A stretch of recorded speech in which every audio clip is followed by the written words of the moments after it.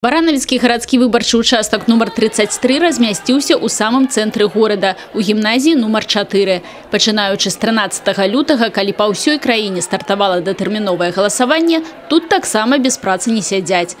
У сярэднім за дзень аддаць свой голас за таго ці іншага кандыдата ў дэпутаты сюды прыходзіць каля 50 чалавек. Время свободное. Решила пойти заранее проголосовать, чтобы потом не суетиться, ничего. Кандидата выбрала, кого уже выбирать. Там 2 на кандидата и все. Проголосовала. Артур і Аліна, студэнты Баранавіцкага універсітэта, вучыцца сюды прыехалі з іншых гарадоў, але галасуюць па месцы вучобы.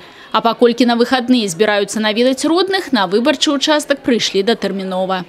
Мы, студенты Баранавичского государственного университета, проголосовали досрочно, так как в воскресенье у нас нет свободного времени. Мы пришли голосовать в первый раз. Это очень ответственно, это новые чувства, и мы рады, что мы достигли такого возраста, когда наш голос что-то значит.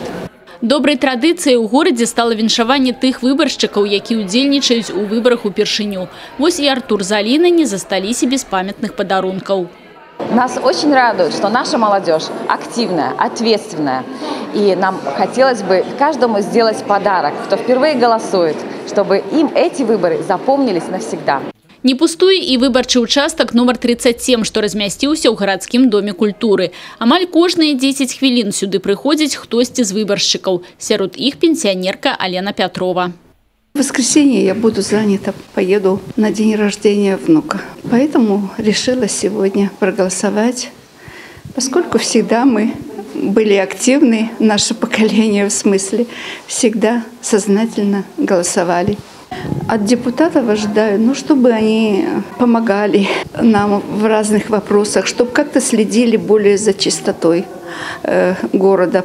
Актыўную грамадзянскую пазіцыю займае і Владимир Плешакоў, які выборы ніколі не ігнаруе.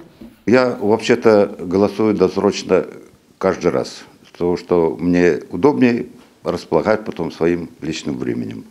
Ну, от депутатов ожидаю, конечно, хорошей работы на благо жителей нашего города. Будут помогать решать городские проблемы. Транспорт, благоустройство, коммунальные услуги.